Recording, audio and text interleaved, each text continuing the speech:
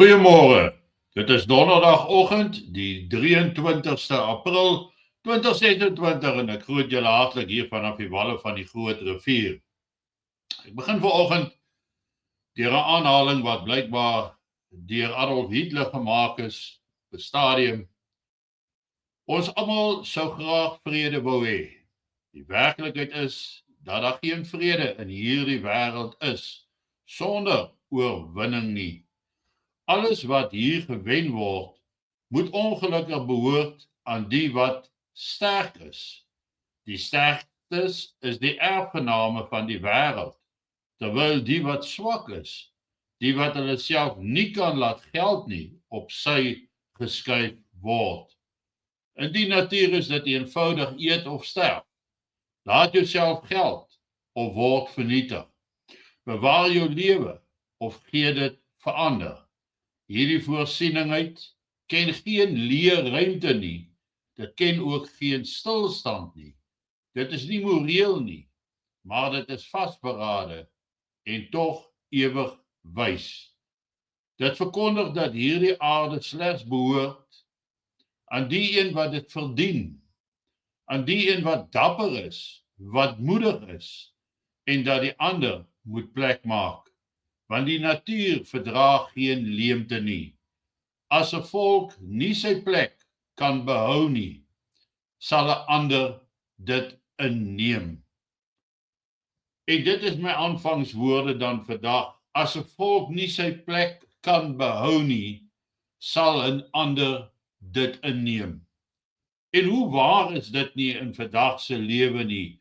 Hoe dikwels sien ons dit nie nou in Europa afspeel, in ander wêrelddele, waar waardes, kultuurwaardes, dit waarvoor jy staan, net eenvoudig tot niks gegaan het nie, tot niet gegaan het, en op die ou einde van die dag het die volk hulle eie identiteit verloor, soos wat ons dit ook vandag verloor.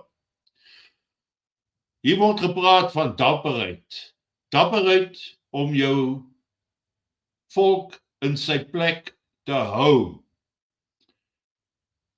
Dit maak nie voorsiening vir swakheid nie, dit maak nie voorsiening vir ruimte gee nie. Om verdraagsaam te wees is ook nie 'n opsie nie, want in die eerste plek moet jy jou eie volk, jou eie ruimte, jou eie spasie te wil hê. Want as jy eers ruimte geskep het vir 'n ander, dan is jou eie ruimte, jou eie spasie, jou eie asemteug nie meer jou eie nie. Nou, ons verskil so dikwels oor dit waaroor ons praat. In die tyd van sosiale media is dit lekker om af te kraak, af te breek en sleg te sê, sonder om werklik in diepte te gaan kyk na wat 'n persoon sê en waarna 'n persoon streef. Want op die ou einde van die dag het meeste mense, behoudende konservatiewe mense soos ons, uiteindelik dieselfde doel, dieselfde einddoel, dieselfde strewe, met ander woorde, dit waarheen ons op pad is en dit wat ons graag wil hê vir onsself en vir ons nageslag en vir ons volk. Die verskille lei nie tot die einde van vriendskappe nie. Dit behoort nie so te wees nie. Maar ons moet mekaar mos kan waarsku as een van ons 'n probleem in een of ander area sien of dit optel, dan is dit mos reg om te waarsku.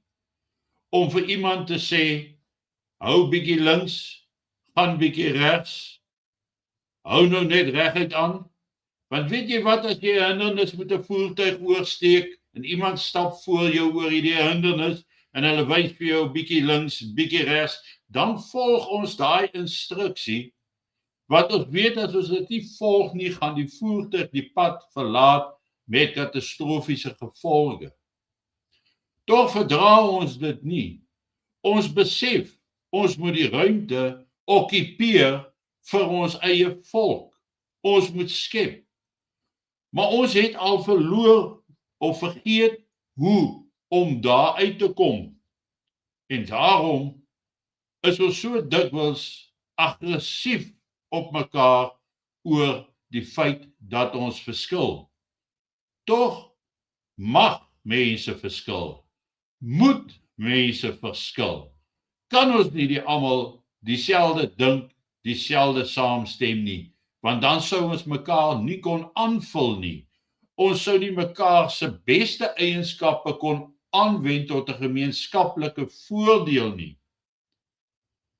Ons mag mekaar waarsku soos ek vroeër gesê het, maar dit beteken nie noodwendig as jy 'n vriend waarsku dat dit nou die einde van jou vriendskap is nie.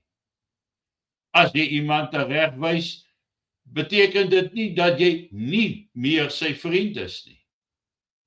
Ek het dit so duidelik ervaar dat hoe verder en hoe meer ek met SBB se sake geloop het, hoe meer en meer vriende het in die agtergrond verdwyn, wat my tot die besef gebring het dat hulle was nooit werklike vriende nie. Maar hulle lewer ook nie kommentaar nie, nie goed nie, nie sleg nie, niks, 'n doodse stilte. Ons kan nie swyg nie. Ons kan nie dit wat ons moet volstaan net eenvoudig wegwens nie. In die natuur is dit eenvoudig. Jy eet of sterf. Laat jouself geld of word vernietig. Bewaar jou lewe of gee dit vir iemand anders. Hier praat hy van die sterkes sal die erfgename wees. Dit geld ook vir ons as 'n groepering van opregte, enigsdenkende, konservatiewe mense wat dieselfde dink oor kultuur, taal, geloof, skole, ons geskiedenis, ons drome, dit wat ons eendag wil bereik vorentoe. Dit alles dink ons saam. Ons dink daaroor. Ons het dieselfde siening daaroor. Maar hoe ons daar uitkom, mag dalk van mekaar verskil. Ons mag egter nie net terugsit en niks doen nie. As iemand dan opstaan en iets doen, ondersteun ten minste. As jy nie self wil opstaan en iets doen nie. Maar hoor die waarskuwing. Hoor die waarskuwing.